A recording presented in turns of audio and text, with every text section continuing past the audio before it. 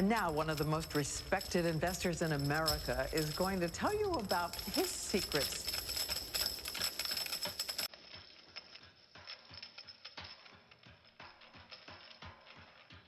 Warren Buffett. It's the sound of money. $9.2 Warren Buffett, the second richest man in America. He's estimated to be worth about $62 billion and makes him the richest man in the world. You know, Buffett is not exactly what you might expect. Even though he's in the money business, he doesn't even own a calculator or a computer. He takes the long view, and it's made him billions, many billions. Maybe you can beat the House, but I don't think you can beat Warren Buffett. Buffett filed his first tax return at 13 years old. But he's no average billionaire, Tom. No, he certainly isn't, Matt. He's a $44 billion average Joe. But Warren Buffett has an approach that doesn't make him very popular with his fellow billionaires. Warren Buffett, the boy from Nebraska who grew up to become the Wizard of Omaha. What was it about him that allowed him to become the richest man in the world? How did he do it?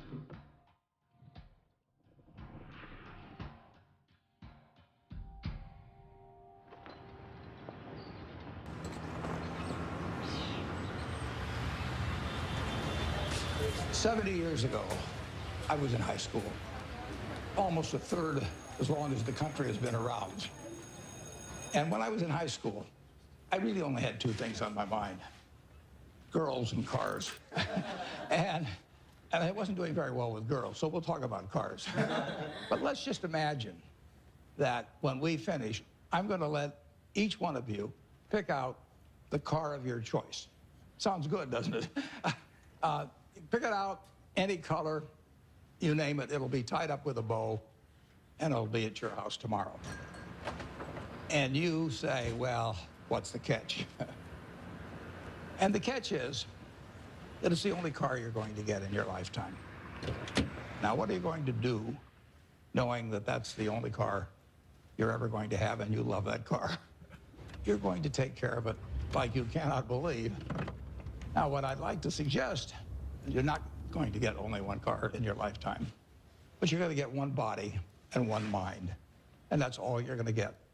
And that body and mind feels terrific now, but it has to last you a lifetime.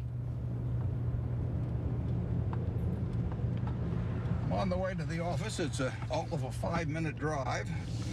I've been doing it for 54 years.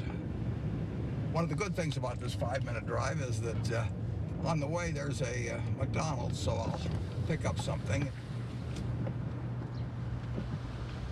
Good morning. Thank you for choosing McDonald's. Go ahead and order whenever you're ready. I'll have a sausage McMuffin with egg and cheese. Anything else? That's it. Thank you. And I tell my wife, as I shave in the morning, I say either 261, 295, or 317. And she puts that amount in a little cup by me here, and that determines which of 3 breakfasts I get. Okay, 295. There's How the you two. doing, sir? Hey, great. You're on candid camera. I see. Hello, everybody. When I'm not feeling quite so prosperous, I might go with the 261, which is 2 sausage patties, and then I put them together and pour myself a Coke. Hi, how are you? 317 is a bacon, egg, and cheese biscuit, but the market's down this morning, so I think I'll pass up the 317 and go with the 295.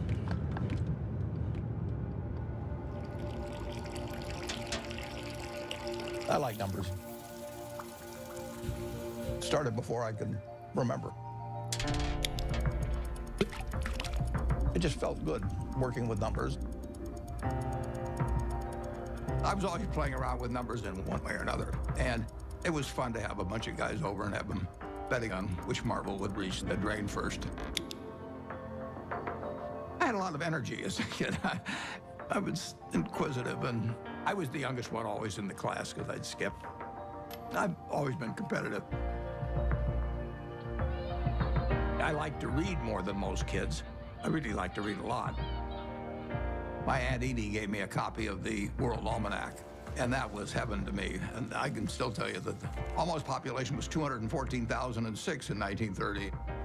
Some numbers just kind of stick with you. And very early, probably when I was 7 or so, I took this book out of the Benson Library called 1,000 Ways to Make $1,000. And one of the ways in this book was having penny weighing machines.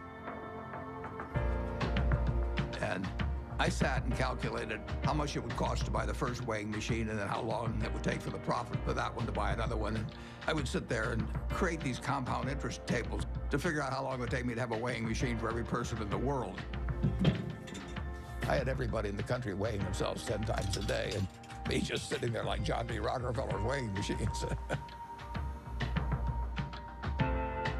The allowance when I was a little boy was a nickel a week, but I liked the idea of having a little more than a nickel a week to work with, and I went into business very early. I started selling Coca-Cola door to door. I sold gum door to door, or sold Saturday Evening Post, Liberty Magazine, Ladies Home Journal, you name it. I think I enjoyed the game almost right from the start. But I like being my own boss. That's one thing I liked about delivering papers. I could arrange the route I wanted. Nobody was bothering me at 5 or 6 in the morning.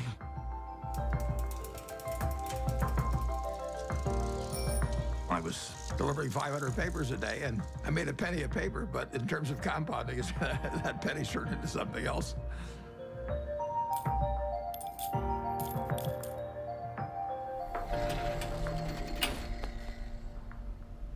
Einstein is reputed to have said that compound interest is the 8th wonder of the world or something like that. And it goes back to that story you probably learned when you were in grade school where somebody did something for the king and the king said, "What can I do for you?" And he said, "Well, let's take a chessboard and put 1 kernel of wheat on the first square and then double it on the second and double it on the third." And the king readily agreed to it. And by the time he figured out what 2 to the 64th amounted to, he was giving away the entire kingdom. So it's a pretty simple concept, but over time, it accomplishes extraordinary things.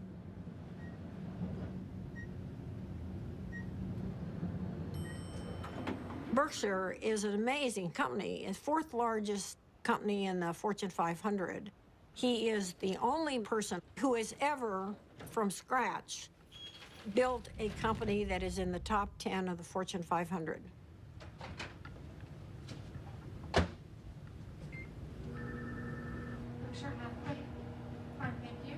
Well, Berkshire is a holding company of sorts. It owns a large number of separate businesses that operate independently of each other and, to a great extent, from the parent company, Berkshire Hathaway. What gold's been red hot? My favorite green gold. So strong. All right. Well, we're going to get more from you in a second. We have maybe 70, maybe 80 businesses, and we ask them to behave in a way that doesn't hurt our reputation at Berkshire Hathaway, but they run their own lives. Other people do most of the decorating of the office, so various things come in. Originally, when I moved in 1962, you can see this. I went down to the South Omaha Library, and I think for $1, I got 7 copies of old New York Times from big times like the Panic of 1907. This is one, 1929, obviously. But I wanted to put on the walls days of extreme panic in Wall Street, just as a reminder that anything can happen in this world. I mean, it's instructive art, you can call it.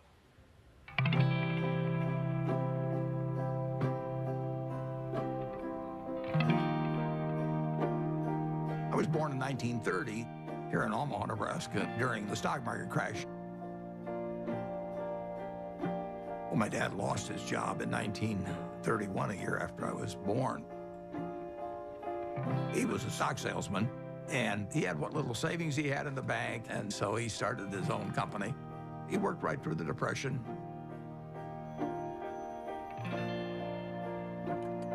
He had an investment company, and as an adult, when I look back, I thought, wow, did that ever take a lot of nerve? Sometimes we'd go down there on Sunday and we could play with the adding machine. My brother and I tended to play the games together.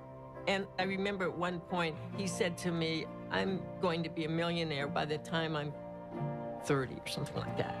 It was totally outside of anything my family had experienced, but he just was unusual that way.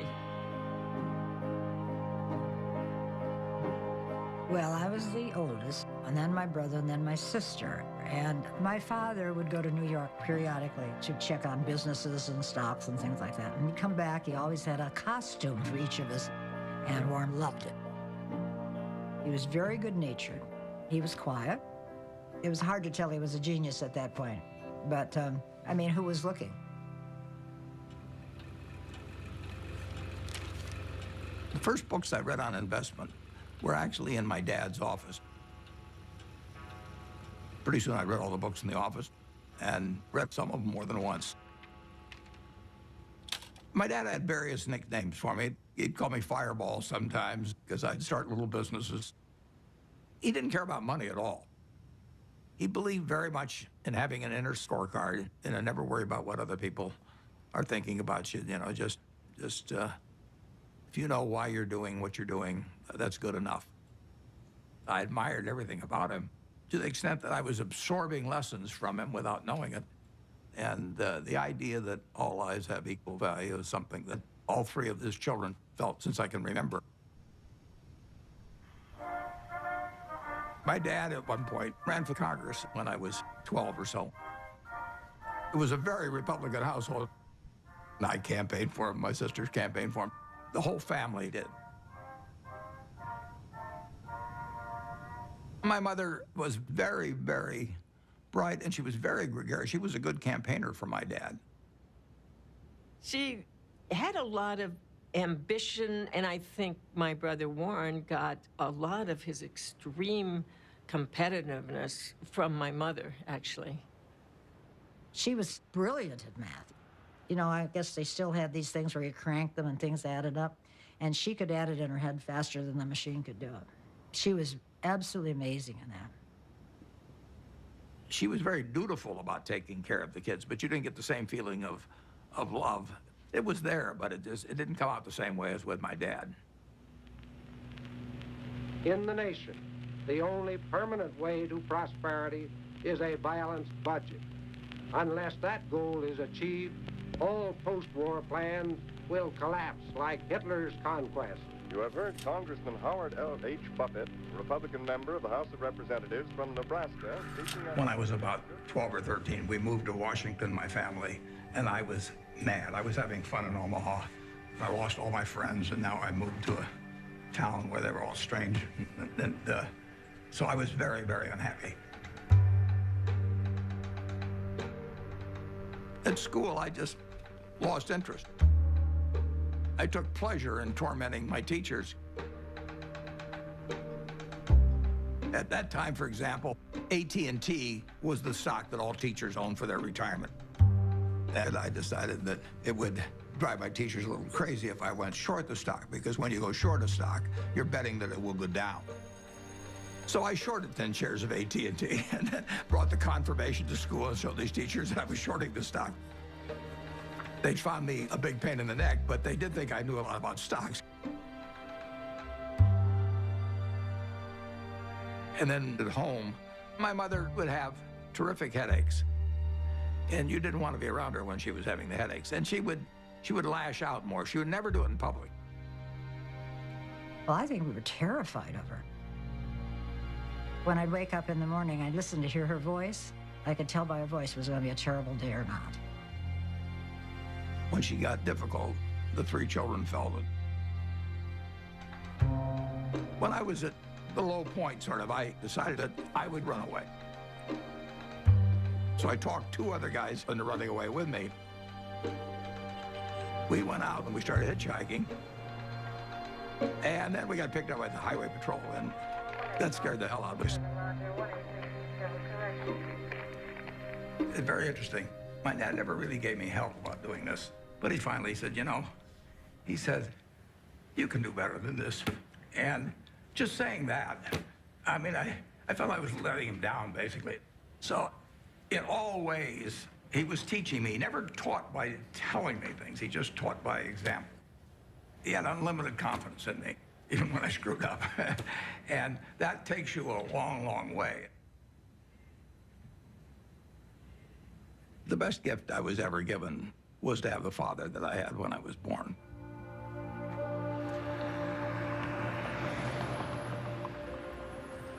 I didn't want to go to college. I was 16 when I got out of high school, and I was buying stocks. I mean, I actually was having a pretty good time, and I didn't see that there really was much to be gained by going to college, but my dad kind of jollied me into it. He had a roommate who was a friend of mine, and the roommate said it just drove him crazy because he studied all the time, when Warren would come in like 15 minutes before the exam and just ace his way through it. I finished in 3 years because I had enough credits, and I was in a hurry. I wanted to get out.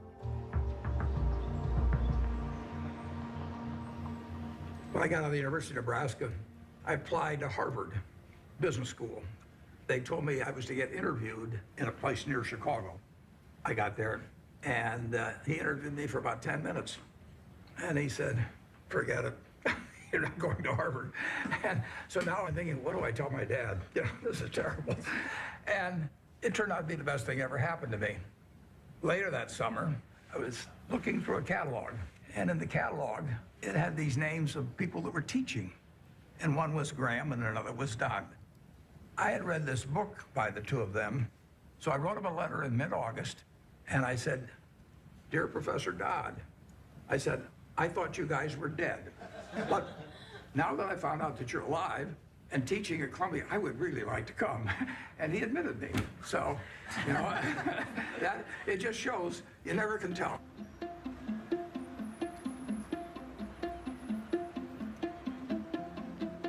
Gentlemen, that's Graham.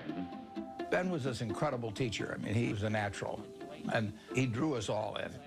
Are Wall Street professionals more accurate in the shorter term than the long-term forecast? Well, our studies indicate that you have your choice between tossing coins and taking the consensus of expert opinion. And the results are just about the same in each case. It was like learning baseball from a fellow who was batting 400. It really shaped my professional life. There are two rules of investing, according to Warren, and he learned this from Ben Graham. Rule number one, never lose money. Rule number two, never forget rule number one. Ben Graham basically coined the term value investing.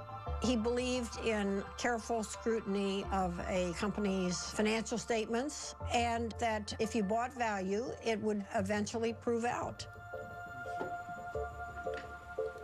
A few years ago, I went to Amazon, and sure enough, they had this manual there. So while reliving my youth, other guys were going to Amazon probably and buying old Playboys or something, but I bought old Moody's manuals instead. And when I got out of school, I started selling stocks. I was 20 years old at the time and looked about 16 and acted about 12. So I was not the most impressive salesperson anybody ever met.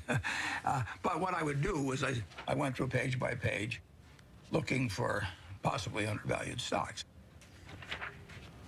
Is this like going through an old family album? Better.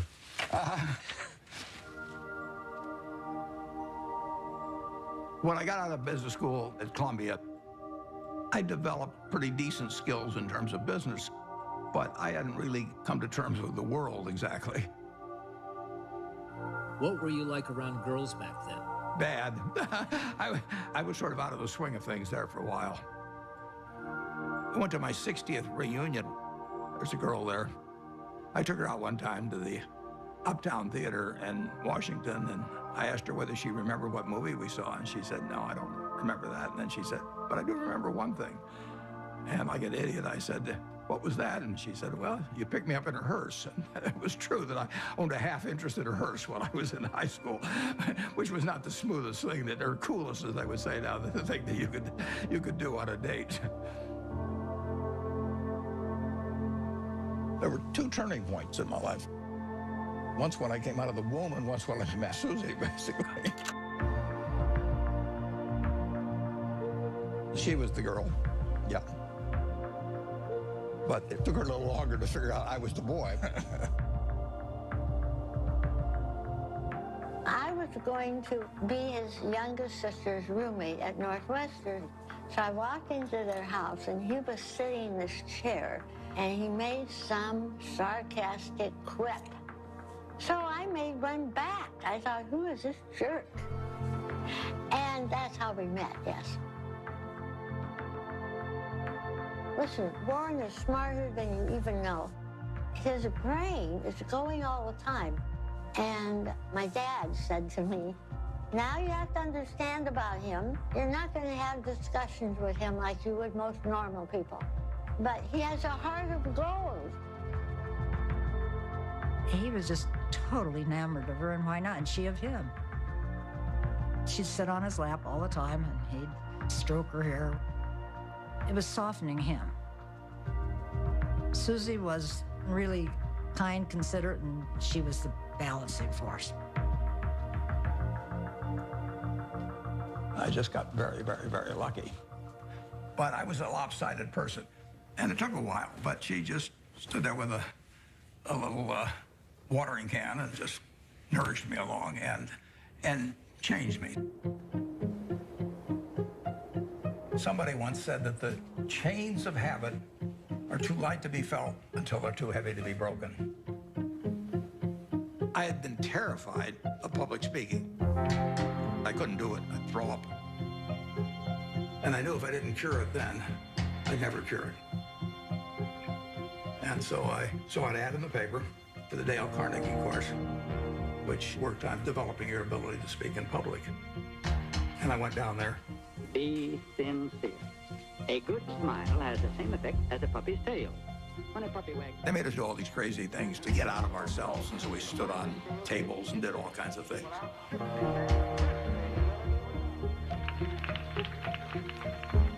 If I hadn't have done that, my whole life would have been different. So in my office, you will not see the degree I got from the University of Nebraska. You'll not see the master's degree I got from Columbia University, but you'll see the little award certificate I got from the Dale Carnegie course. As a matter of fact, every week, the instructor would give a pencil to whoever had done the most with what we'd learned the week before. And so in the fourth or fifth week, I proposed to her mother, and she said yes. And so that week, I won the pencil, and I also got engaged. I mean, it was an incredible week. The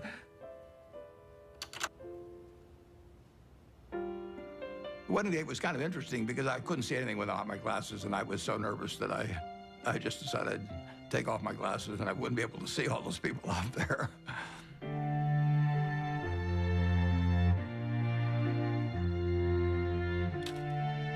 She was 19 when we got married, and I was 21. But she was so much more mature than I was, there's no comparison.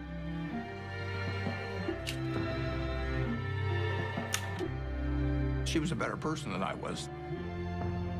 But when you get married, it's not a question of saying I'm going to put a 14% factor in for humor and 17% for intellect and 22% for looks. It doesn't work that way. I knew it was the right decision, and it was.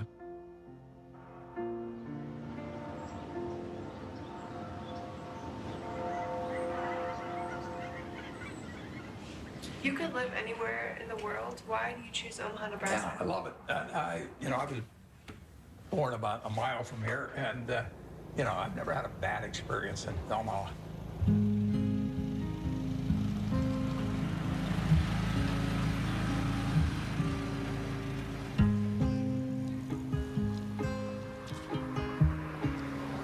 Omaha and Nebraska are home to me.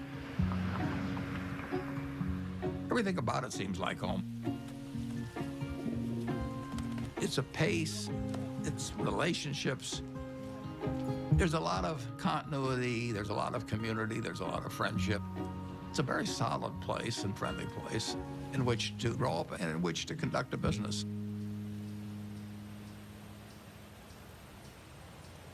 When I came back to Omaha in early 1956, I had no idea what I was going to do. But a few months after I came back, some members of the family said, what should we do with our money? And I said, well, I'm not going back in the business of selling stocks, but if you would like to join me in a partnership, I said, I'll be glad to do it. So within a couple of months after coming back, I set up the first partnership.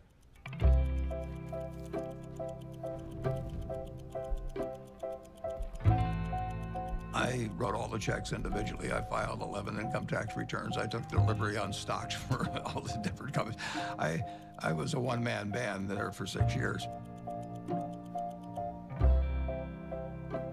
Warren would sit upstairs in his little office there, and I would bring up the name of a company, and most of the time, he knew much more than I did about the company. He'd know how many shares were outstanding, he'd know the capitalization, he'd know the earnings.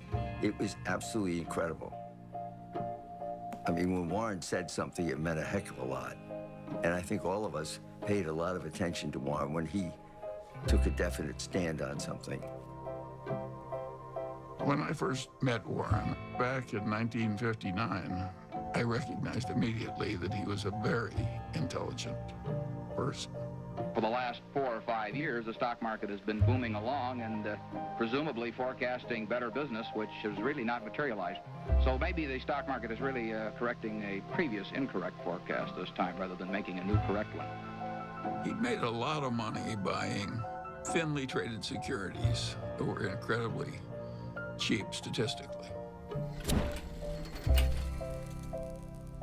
Warren was at that time dealing with small companies, and his investments often were to buy a company that you could figure was a discarded cigar butt, but it had one more smoke in it. And he wanted to buy at the right time to be able to benefit from the one smoke. The first partnership started with $105,100. I put up the 100 and the other people put up the 105,000. And then at the start of 1962, I moved to Kiewit Plaza. And by the time I moved to Kiewit Plaza, we had $7 million invested, and a fair amount was profits. I was then renting a house. I never owned a house to that point. And then 2 years later, I bought the house I live in today in 1958.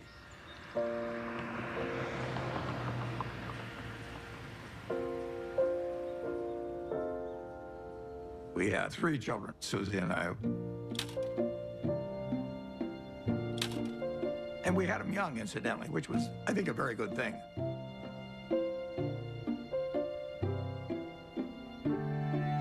My daughter, Susie, was born here. I named her Susie just like that as soon as I looked at her, because she looked just like her mother. And she was a cinch. And then Howie was, you know, this absolute bundle of energy, which made things very difficult for Big Susie for a while. Peter again reverted back to Susie's personality, and he was an easy child.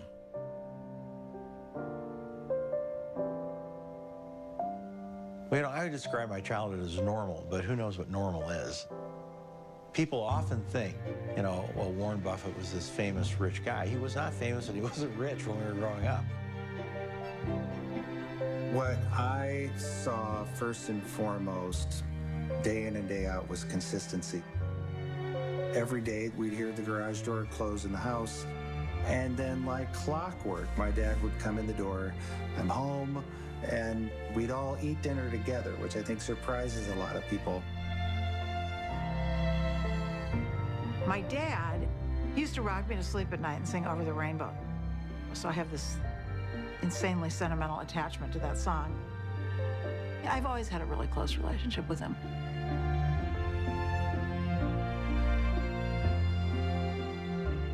I've got 3 very different kids, and they've got a common heart, which they got from their mother. She did most of the work, by far, of bringing up the children, which was probably a good thing. They have more of her qualities than mine, which I would recommend. Well, my mom was the biggest part of my life growing up. Even though I got disciplined on a regular basis, and she was usually the one doing it, she was still my best friend. She was somebody who would help anybody. I mean, whether she knew them or didn't know them or maybe even didn't agree with them, she would still help them. She was incredibly empathetic, and she was interested in every person individually. She never cared about money or business at all. I mean, he would go around saying, I'm going to be the richest man in the world. And I think, well, it's like somebody says I play music and I'm going to be Mozart. I don't know. How does anyone know? How does anyone know, you know? So that was okay. I don't really care about that. I would say that Susie led Warren toward changing his political views. He grew up as a young Republican. His father was a Republican congressman. But Susie saw things in different ways. She was the catalyst.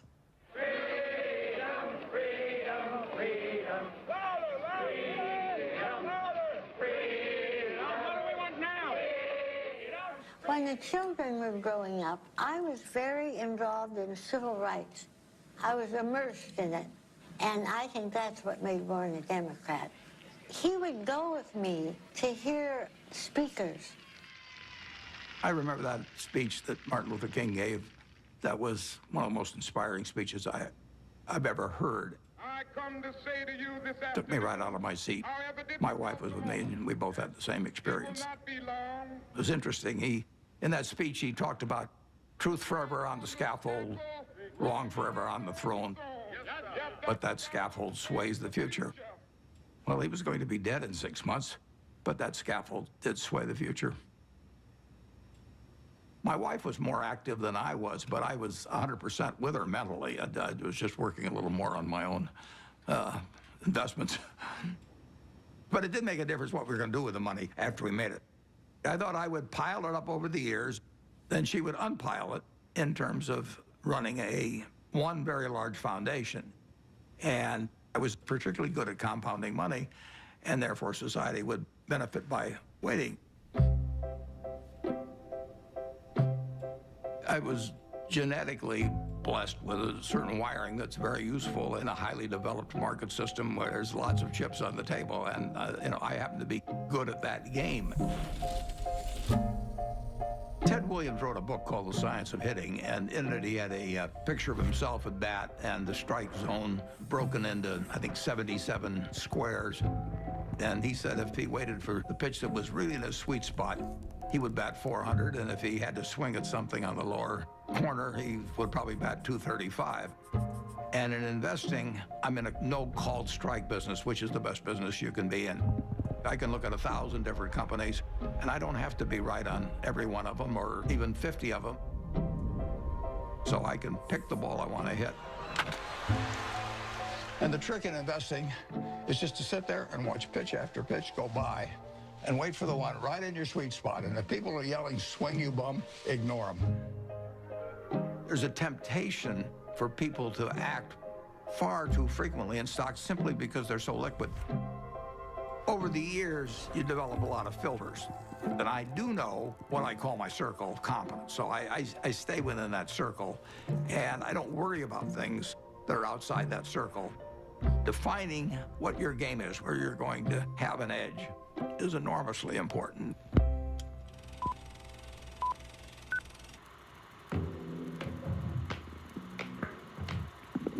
I bought the first shares of Berkshire in 1962, and it was a northern textile business destined to become extinct eventually. And it was a statistically cheap stock in a terrible business. Berkshire Hathaway was closing mills, and as they closed mills, it would free up some capital, and then they would repurchase shares. So I bought some stock with the idea that there would be another tender offer at some point, and we would sell the stock at a modest profit. And at one point, the management asked me at what price we would tender our stock, and I said $11.50. And the tender offer came out a few months later, and it was at $11 3/8, which was 1/8 of a point cheaper. And that made me very mad, so I just started buying more stock. I just felt that I'd been double-crossed by the management, and in May of 1965. I bought enough so we controlled the company, and we changed the management.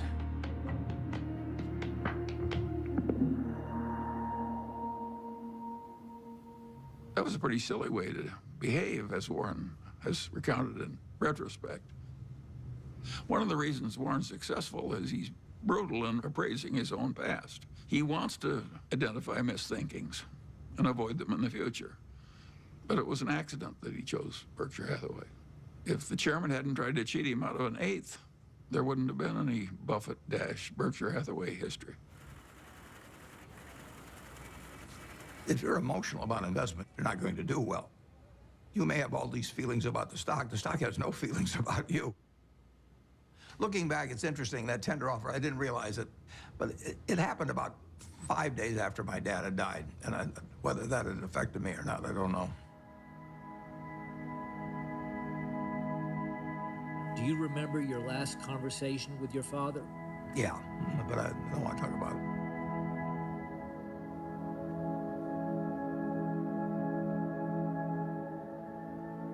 I think it just sobered him and hurt him. But Warren soldiers on. Both Warren and I could look at our fathers and see what they did right and what they did wrong. Warren's father was a real old-fashioned right-wing ideologue. And his father was so intense about it that Warren just decided that it was a mistake. It cabbaged up your head to be that much of an ideologue. So he loved his father, but he didn't want to become that much of a true believer in anything. My politics became more overt after my dad died. Civil rights changed my views. You know, in 1776, Thomas Jefferson wrote, "All men are created equal," and then when they wrote the Constitution, they all of a sudden decided that, no, it was just 3/5 of a person if you were black. I mean, that struck me as kind of crazy. I was talking to him one day about some racial issue, and he said to me, "Wait till women discover they're the slaves of the world." Now, how many men were cognizant of that, and even women then? The initial example is really my mother. She came from a generation where the main function of the wife was to help her husband in the job. And my sisters are fully as smart as I am. They got better personalities than I have, but they got the message a million different ways that their future was limited, and I got the message that the sky is the limit. And it wasn't due to a lack of love or anything of the sort. It was the culture. On the other hand, you can look at the flip side of that and say it's quite encouraging, because if you look at what this country accomplished only using half of its talent, you know, just think of the potential for the future. I'm enormously bullish on America over the future, and part of the reason is that we, by some rather stupid decisions, essentially put half our talent on the sidelines. Warren is probably the most rational person I've ever met. Charlie Munger would be a close rival. And Charlie became a man that Warren depended on heavily. And I think his first experiences in the discarded cigar butt era convinced him that it was not exactly where he wanted to be. He'd made so much money for so long doing what he'd been taught by Ben Graham, which is to buy these very cheap stocks.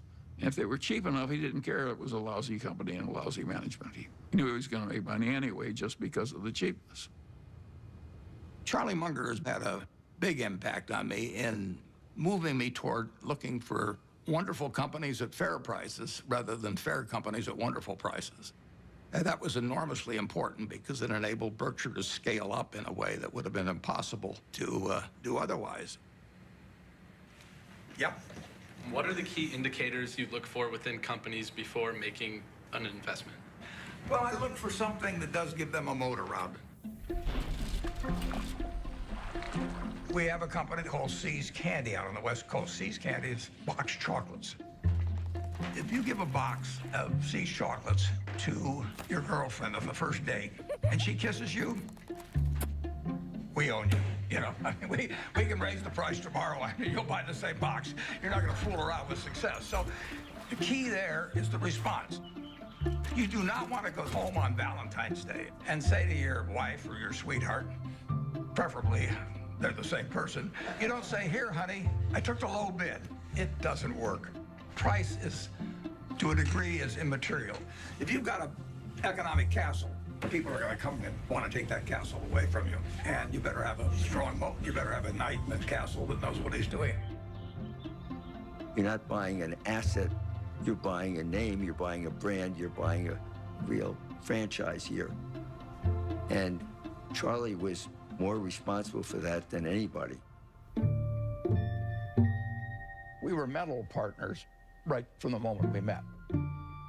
I want to know, going back 50 years, what it was like when you first met Warren. Well, I thought he was a prodigy. And I got a lot of criticism. My wife said, why are you paying such enormous respect to that young man with a crew cut who won't eat vegetables? He's ungodly smart. He's got a much broader intellect than I do. And he's magnificent at being able to condense important ideas into just a very few words. If you're not interested in the economic scene right now, you're mentally dead. Charlie has no tact. All right, let's talk a little bit about bankers. Charlie on Friday compared them to heroin addicts. Yeah, well, that's colorful, Charlie, but I would not have chosen that. I once wrote of him that when they handed out humility, he didn't get his fair share. The ideal way to run a headquarters is to have one man, preferably over 80, sitting in an office by himself. Anything else is pure frippery. He's always honest in what he tells me, so I listen to him. We never had an argument. We just kind of roll with it easily. Suppose Warren doesn't want to do something that I would have done. And suppose that happens 4 times over 40 years or something. What the hell difference does it make to me? Net, the record is working out fine.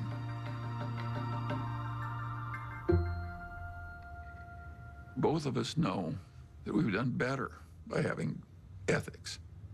Warren's not interested in making money by cheating people. Warren's opinions of Wall Street investment bankers would not endear him to their mothers.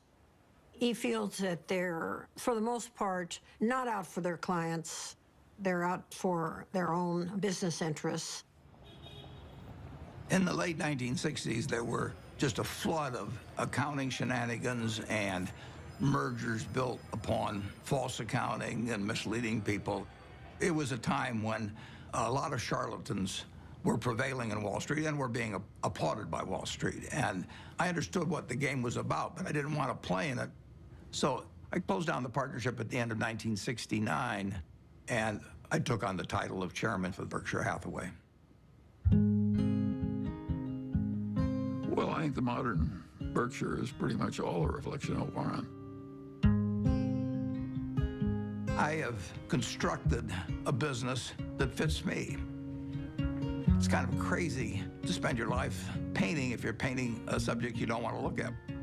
I've gotten to paint my own painting in business on an unlimited canvas, in a way. It's a different sort of place.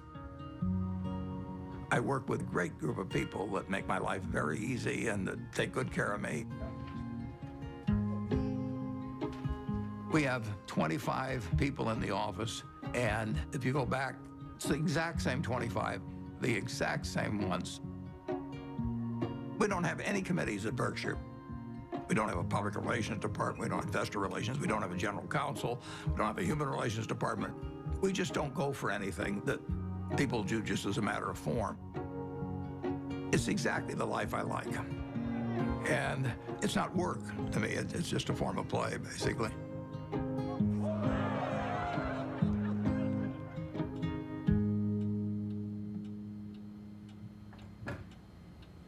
Well, I like things quiet. I shut the door, actually, at the office because I don't want to hear anybody talking outside. And I still probably spend 5 or 6 hours a day reading. Look at what's trending today. Our quick roundup of what has you talking. Well, what's amazing is the stuff he remembers. It's like a little computer, you know. I keep thinking the hard drive will run out of space, but it doesn't. He's one of the smartest people we know. So I was at a couple of the family dinners at the Gates house where Mary, Bill's mom, was trying to convince him to come out to the family place at Hood Canal to meet Warren Buffett. And he was resisting because he was really busy with Microsoft. And finally he said, Mom, okay, I'll come for lunch. So the two of us flew out there somewhat reluctantly because, you know, buying and selling stocks, which is how I thought of Warren, wasn't a particular interest to me and didn't seem like value added. It turned out that was completely wrong. We knew that day that we'd be very close friends. In fact, we just couldn't get enough of each other. Shortly after I met Bill Gates, Bill's dad asked each of us to write down on a piece of paper one word that would best describe what had helped us the most. Bill and I, without any collaboration at all, each wrote the word focus. Well, focus has always been a strong part of my personality. If I get interested in something, I get really interested. If I get interested in a new subject, I want to read about it, I want to talk about it, and I want to meet people that are involved in it. We both love to work hard. You know, neither of us like frivolous things. You know, he doesn't know much about cooking or art or a huge range of things. I can't tell you the color of the walls in my bedroom or my living room. I don't have a mind that relates to the physical universe well. Warren checking the Dow. But the business universe, I think I understand reasonably well. Warren's ability to size up people and businesses, it's a pretty magical thing. He is the best at that of anybody we know. We should all try to be 20% as good at that. I like to sit and think. And I spent a lot of time doing that. And sometimes it's pretty unproductive, but I find it enjoyable to think about, particularly about business or investment problems. They're easy. It's the human problems that are the tough ones. Sometimes there aren't any good answers with human problems. There's almost always a good answer with money.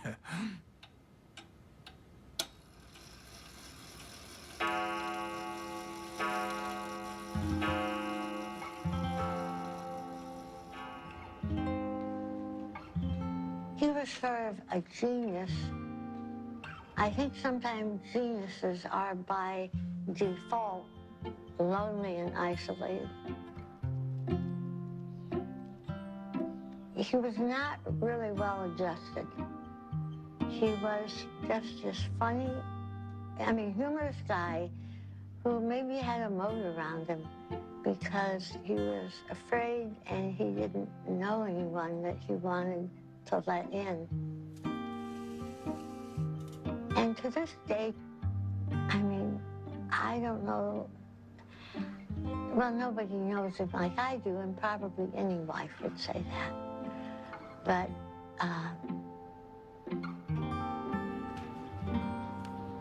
he's a loner in a sense. And it's difficult to connect on an emotional level because I think that that's not his basic mode of operation. He was there physically, but he was upstairs reading all the time. I always told my mother we have to talk in sound bites. I learned that early on, that if you start, going into some long thing, unless you've explained to him ahead of time that it's going to be a long thing and you need him to hang in there, you lose him. You lose him to whatever giant thought he has in his head at the time that he was probably thinking about before you came in and really wants to get back to. He's not like the rest of us.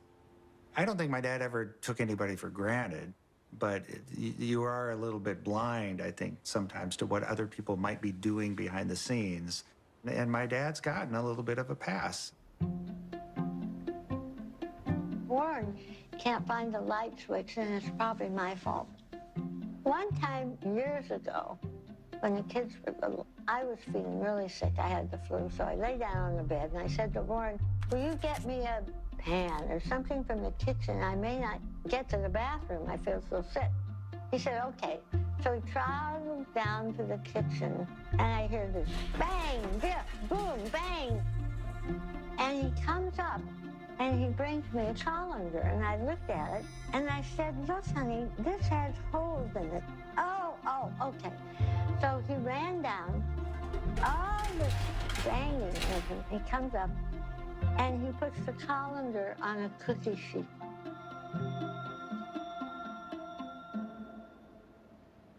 Physical proximity to Warren doesn't always mean that he's there with you. He's so cerebral, you see.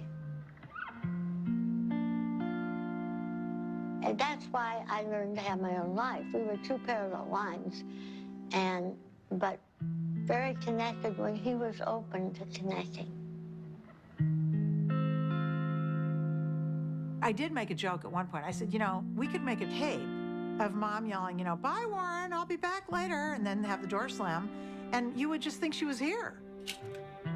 I don't think he knew what she was doing most of the time. Once Howie and I were both gone, as we've gotten older, she started to see the writing on the wall here and, just started trying to figure out how she could at least have some more, she called it, a room of her own.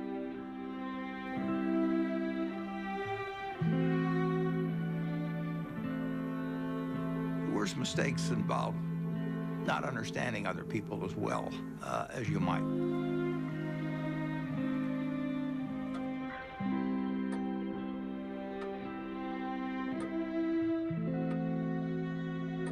Well, she left Omaha in 1977, and there really isn't much to say about that.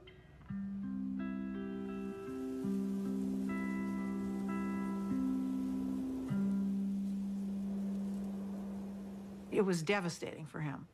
And I came home because I can't say I was mad at her exactly, but I kept thinking, how can you leave him? He can't function by himself. So my mother, she'd asked a bunch of her friends to sort of look in on him. And Ostrid was one of them.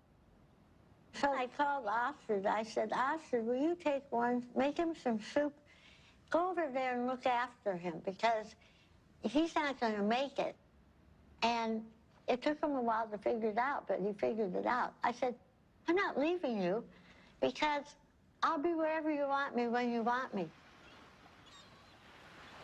My mom moved to San Francisco, and I think one of the reasons it was important for her to leave Omaha was because she just felt like she was kind of trapped in this environment, that everybody knew who she was, that she, couldn't have her own identity. He knew that there was something she needed to do, and that she really recognized that the money gave us all and her a choice in a lot of ways that a lot of people didn't have. There was a time Warren was getting criticized that here was this very, very rich man who was getting richer every year and really wasn't giving a lot of money away. And there was terrific criticism by some people, which Warren never said anything about. The biggest thing in making money is time. You don't have to be particularly smart, you just have to be patient. Susie didn't want to wait as much as I did, but she never quite appreciated compounding like I did. That is a disagreement we have. I run a foundation now. I think we should be giving more money away. But I understand why we don't, because it's business. To me, the crux of it is that it wasn't the money itself. You can see that in the way he lives. I mean, he doesn't buy huge paintings or build big houses or anything like that. It's all mental with him. And the money is his scorecard. And he used to say to me, everybody can read what I read. It's a level playing field. And he loves that because he's competitive. And he's sitting there all by himself in his office reading these things that everybody else can read. But he loves the idea that he's going to win. I'll tell you how you do it. Have you ever seen a juggler juggle 25 milk bottles. How did he ever get to do that? The answer is he started with 1 bottle, then 2, then 3, and just kept doing it, and pretty soon he was at 25. And that's the way we did it. So basically, we started out with cash and ended up buying a bunch of businesses, including insurance companies. Insurance is in itself a profitable business, but it has the additional advantage of creating something that's called float.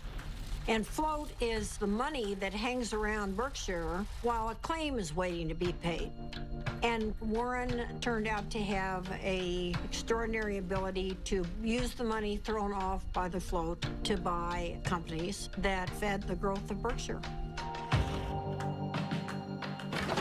In 1983, Mrs. B cashed in on her business by selling control for $55 million to a company owned by investor Warren Buffett.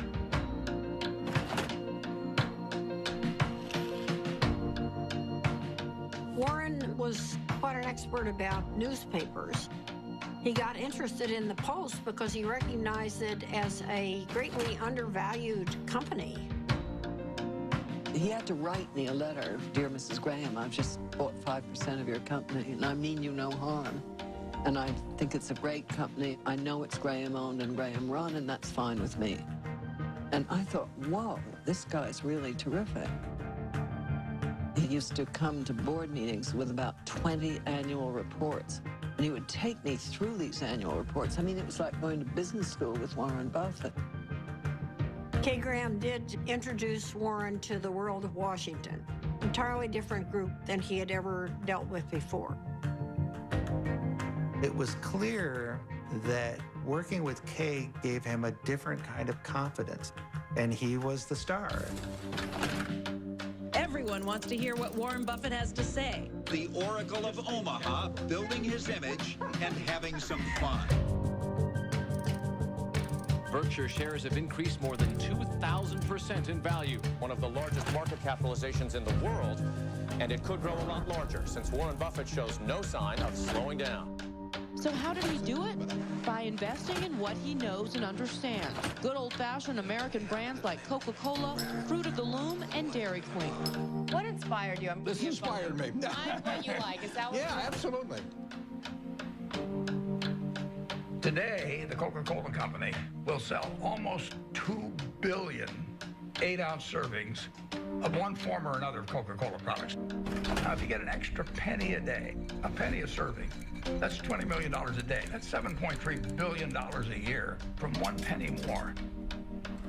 When you own Coca-Cola, you own a little piece of the minds of billions and billions of people. That is really good. Who's got the most $100 bills these days? Well, his name is Warren Buffett in this country, and he has just displaced his friend Bill Gates as the richest businessman in the world.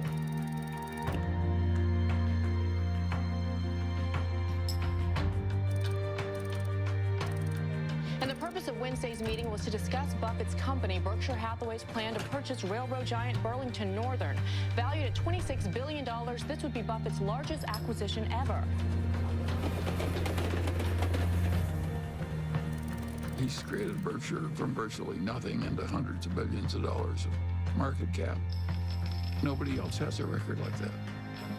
He wanted to have an outstanding reputation, that he never really upset the apple cart when he bought a business, that he kept the management in place.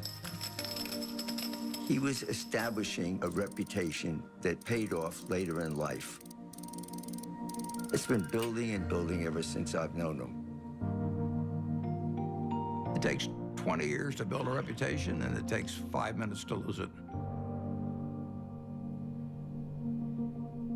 When Warren made his investment in Solomon, I was one of the people, along with many, many others, who were quite amazed, because he had taken a very critical tone in talking about investment bankers and about their greed. And here he was investing in one, Solomon Brothers, that was known to be a member of the club. Warren and Charlie went on the board, and Charlie couldn't stand what was going on there and didn't like the culture at all. And shortly after they got involved, the thing exploded.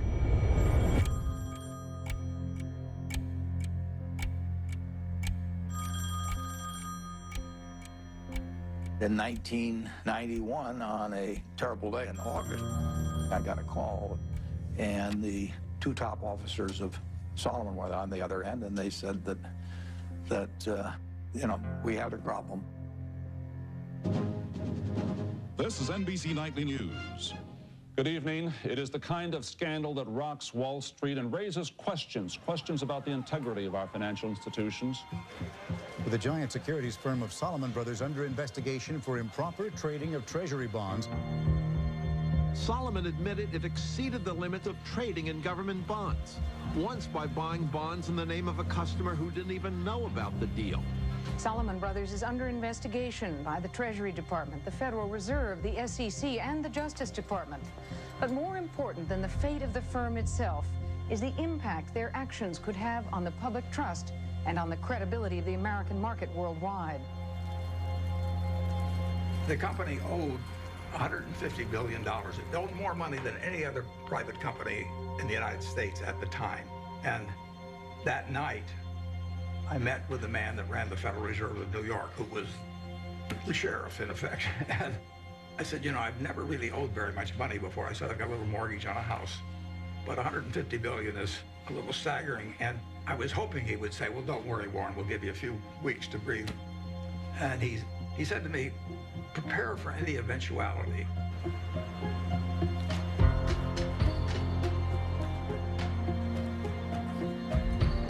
Earlier today, the U.S. Treasury Department announced that it had suspended Solomon Brothers from participating in the auction of new issues. It was one more jolt for a scandal-scarred Wall Street. The Fed was in effect saying, you're an evil force and we don't want you trading our bonds. It was a huge turning point for Warren. And he believed that at that particular point, his reputation was on the line. Warren had 24 hours to make up his mind as whether he was going to go forward or just bow out. And I think at that point, Solomon Brothers could have gone into bankruptcy. And Warren stepped up and took responsibility. Okay, I'm Warren Buffett. I was elected interim chairman of Solomon Inc. A few hours ago at a board of directors meeting. Why was it necessary for you to step in, and what is your mandate of leadership? I think that it was necessary to step in because I would do whatever was needed to dig out any bit of information about what's happened in the past, and I would do everything I could to make sure that things are exactly right in the future. Mr. Buffett, are you satisfied that the worst... I had to convince the Treasury that what was done in the past was awful and stupid, and they had every right to be furious at us.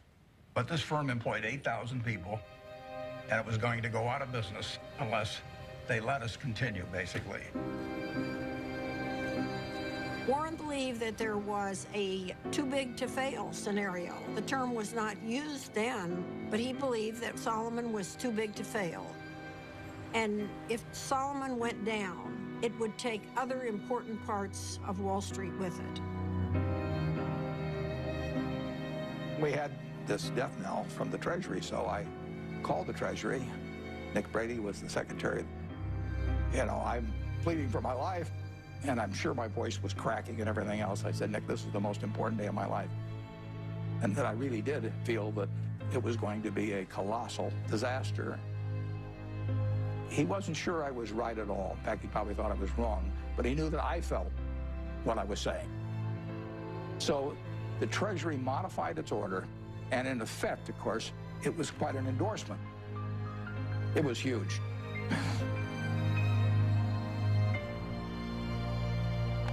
It saved Solomon.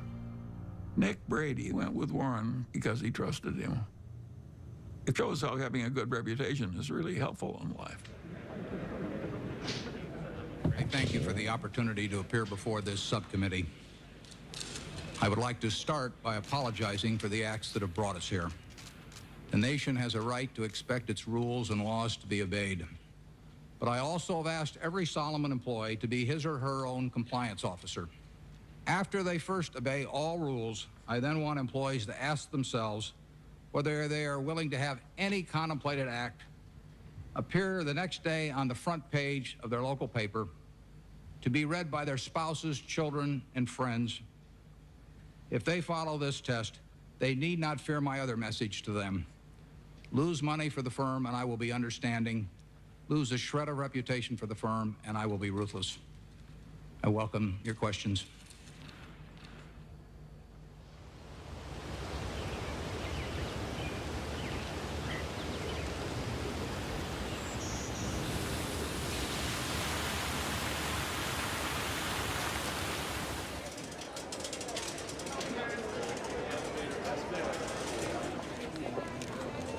It's been 50 years since I formally took control of Berkshire Hathaway, and step by step, we've created something that is kind of what I dreamt we might create over time, but it took a lot of time to do it. It never seemed like we were making that much progress on any one day, but compound interest works. When you think back 50 years ago when you founded this company, did you ever imagine it would be the 5th largest company in the world? No, I didn't. But if I was thinking about it, I wouldn't have thought in terms of being the 5th, or the 4th, or the 3rd. You would have wanted number 1. Well, I mean, if you're going to dream, you might as well dream.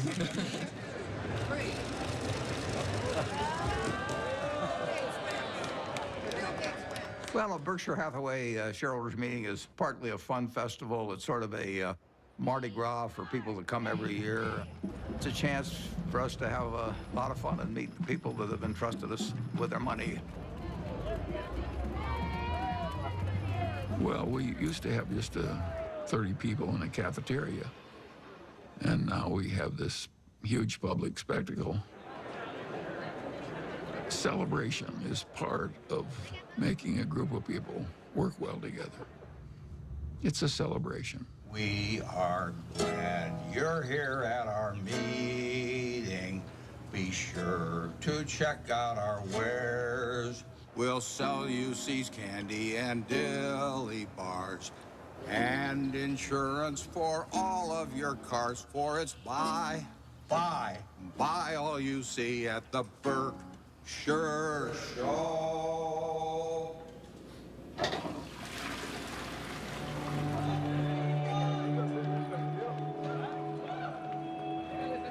He truly loves to do what he does. I think investors who own Berkshire Hathaway, they see themselves as a part of a community. There are more long-term holders of Berkshire than any company. People consider it a religion. They don't buy it with the idea they're going to sell it next week.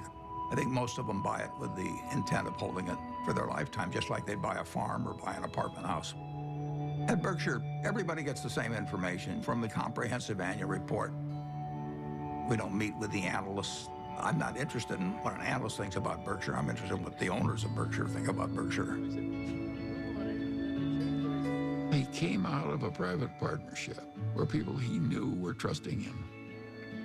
And he had his relatives in the partnership, and they were not rich. And as it got bigger, started treating everybody else the way he treated his relatives. In terms of our feeling toward the people who are shareholders, we regard them as our partners. They're not some faceless group of people. And that's why at the annual meeting, I love seeing 40,000 of them. It gives real meaning to what we're doing every day. Let's try. If you knew Susie like I know Susie, what a gal. We just have a lot of love and respect for each other, and that's never changed. I don't go to most things in Omaha because I think Oxford lives there with him, and that's for her to do. And then we do all kinds of things. Strange as it may seem to people, I always think, who cares? If it's working between the people who are directly involved, who cares what anyone thinks? And my mother and Oxford were very close. They really, really loved each other. And I think that my mother was glad that she was there because she loved my dad. She wanted him taken care of and happy. And There's no one better than Astrid. I mean, she loves my dad. She wouldn't care if he had 1 cent. Well, Astrid has lived with me for a long time. She's done wonders for me. It worked well, but I don't think it'll work for lots of other people necessarily. Susie and I loved each other, and we admired each other, and we were totally in sync with what the other was doing, but we were two different individuals.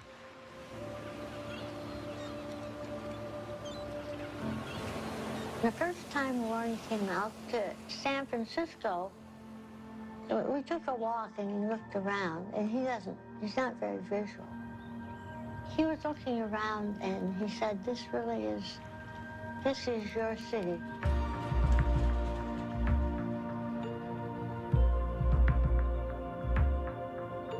I am so drawn to color and light and form and nature that he thought it was a good place for me.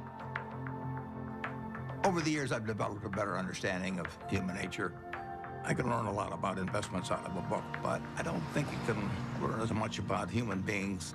You really need some experiences, and I'm wiser in that respect than I was 40 or 50 years ago, even though I can't rattle off numbers the same way I used to be able to.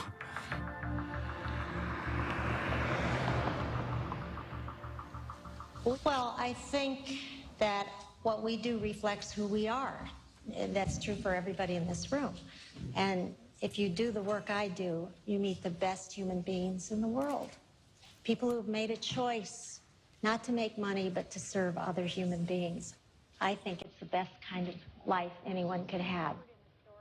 I was with her in Arizona at this Fortune Most Powerful Women's Conference, and she told me that she'd had a biopsy the day before, and I didn't really think much of it. Then we got home, and the biopsy results were not good. It was stage 4 oral cancer. I was on my way to a board meeting in India, and I remember saying to her, I'll see you when I get back. And she rarely cried, and she just started crying. I said, no, you need to stay here, and you need to come out for the operation. So we were all there, and the day she was going into the surgery that morning, my dad, it's funny, there's some of it he just can't, he just can't. The thought of something happening to her was just, for him, it was just the worst thing that could happen. She knew it was going to be really difficult. She knew the recovery was going to be brutal. So I think that she had that surgery for others. It was quite a big surgery. She couldn't talk, she couldn't swallow, she couldn't eat. But she came out, and I really was with her for the next 4 months or so. And my dad came out every weekend.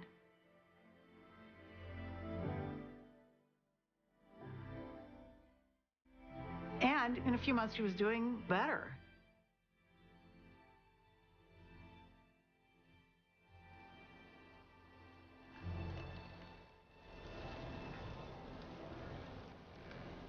She and my dad had gone to Cody, Wyoming, which they did every year with a bunch of friends.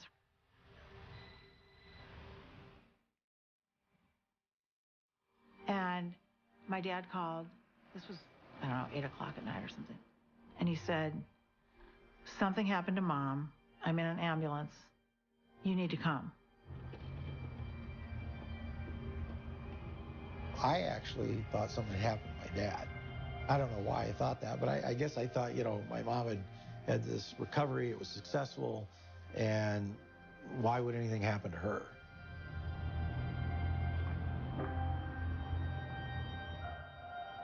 It was horrible. And a total shock. She'd been fine. She'd been fine. They went off to Cody, and she was fine, and they were having dinner, and, she didn't feel well after dinner, and she had the stroke.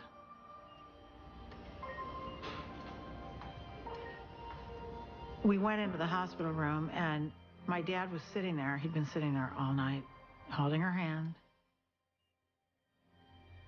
I was so proud of him, because when it came down to it, he knew what he was supposed to do, and he did it, which was nothing.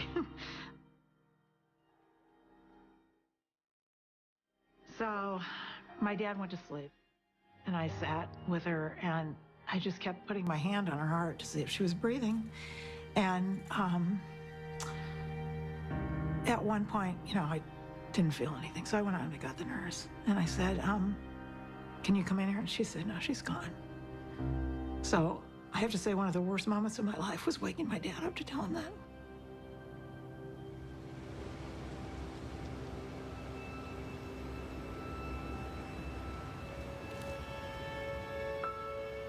It's a very strange thing, love. You can't get rid of it.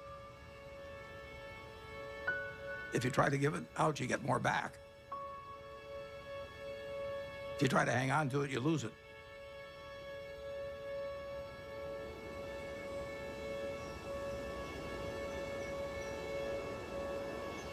Susie really put me together. She believed in me. She put me together, and well, not only turned out to be the person I turned out to be, but I actually wouldn't have been as successful in business without that. She made me more of a whole person.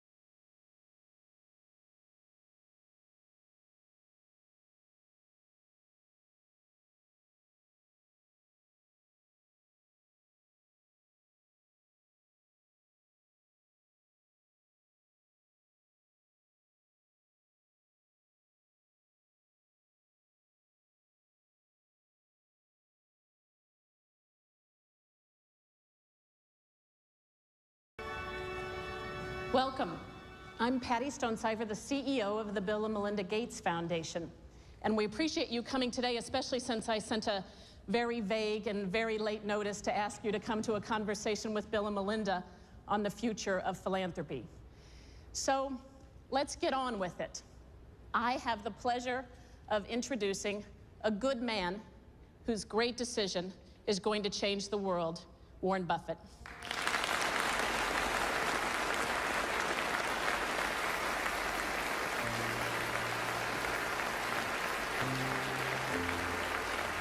A remarkable decision tonight from one of the richest men in the world.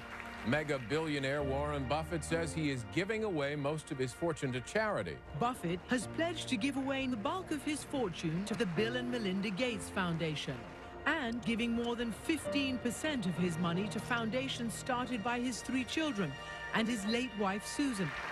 One global health activist called what Buffett did today one of the most remarkably selfless acts that history will ever record.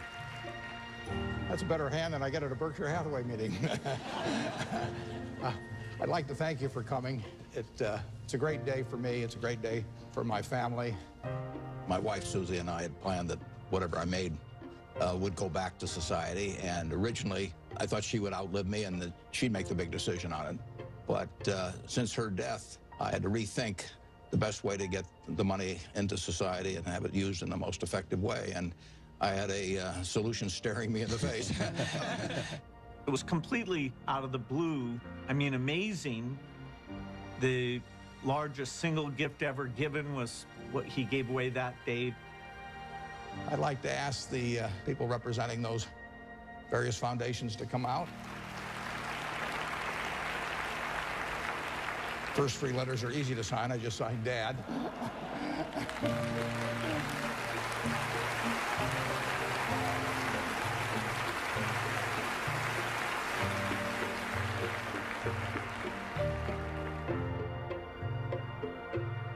When he wrote the letter to us, he put something in that letter that was incredibly important to me, which was exactly how our foundation behaves, which is if you're going to try to bat 1,000, you won't do very many things that are important. But if you're willing to basically strike out a few times, you can really change something big. ICCN! Well, I feel terrific about the fact that my 3 children each run a separate foundation that combines their special interests whether it's early education or whether it's farming in areas where people's techniques for using small plots of land could use a lot of improvement. All kinds of ways, vaccines, you name it. More powerful than Buffett's gift is the message he's sending to other wealthy Americans, that those who have the least in this world should benefit from those who have the most.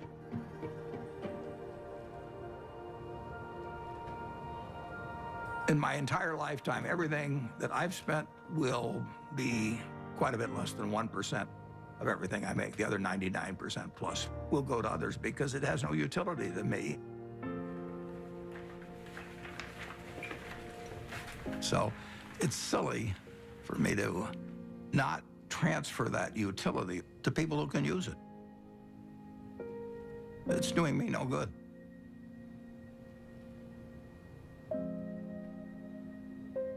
I am so proud of what we do. I almost cry at every board meeting because I just think she would be so proud. And that is my biggest job, in my opinion, is to make sure that every penny gets spent the way she would want it spent.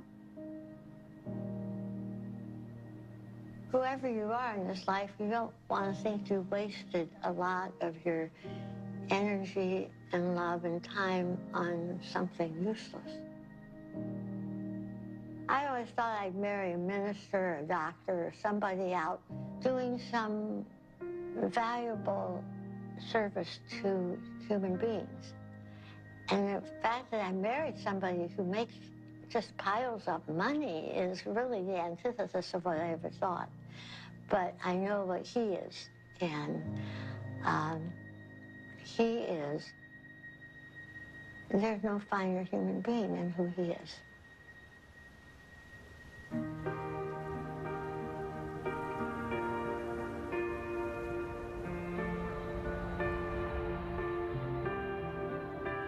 The truth is that I'm here in my position as a matter of luck.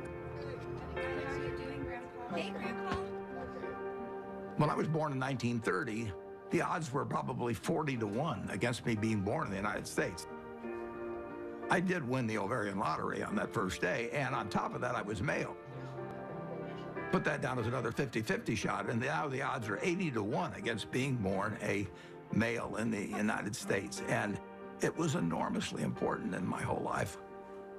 To think that that makes me superior to anyone else as a human being is just, I can't follow that line of reasoning. Terrific. Okay, good luck. I think I was lucky to have been standing alongside Warren Buffett while he was becoming Warren Buffett. He has developed over the years. He's broadened. His values extend through all of his life.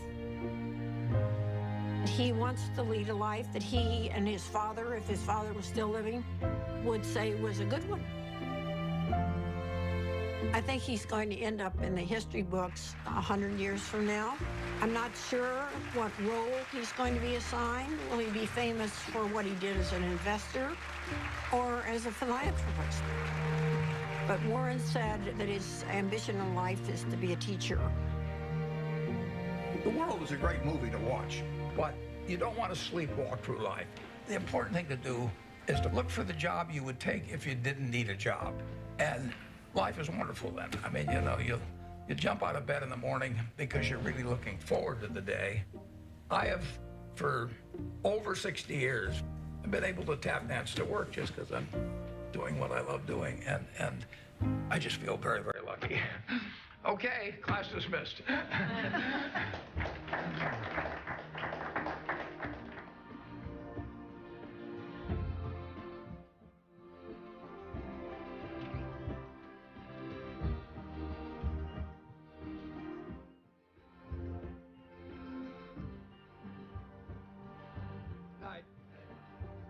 Do you fear death?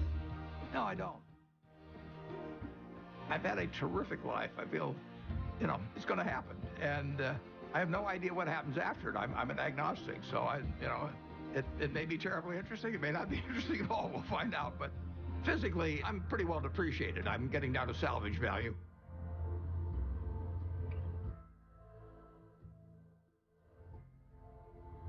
But it really doesn't make any difference at all. It doesn't interfere with my work. It doesn't interfere with my happiness, doesn't interfere with my thinking.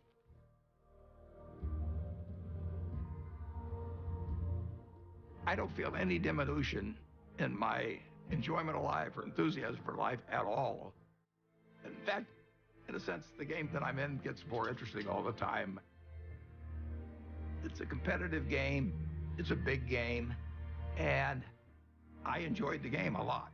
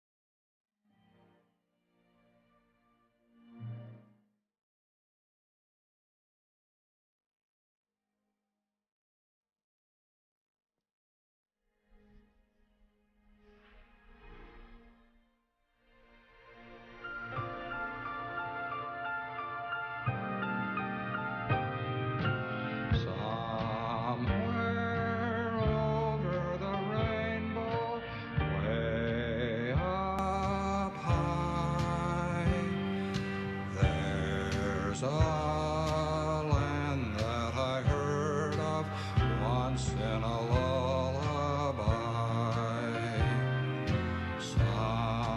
Somewhere over the rainbow, skies are blue, and the dreams that you dare to dream really do come true. Someday I'll wish upon a star and wake up where the clouds are far behind me, where troubles melt like lemon drops away above the chimney tops. That's where you'll find me. Somewhere over the rainbow, bluebirds fly. Birds fly over the rainbow. Why then, oh, why can't I?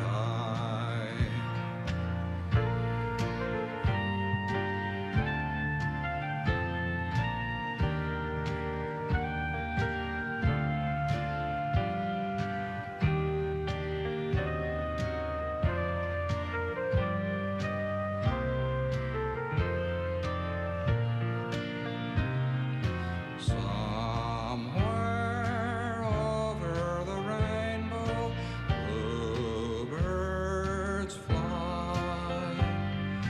Birds fly over the rainbow. Why then, oh, why can't I? If happy little bluebirds fly beyond the rainbow, why, oh, why can't I? Good night, Sis.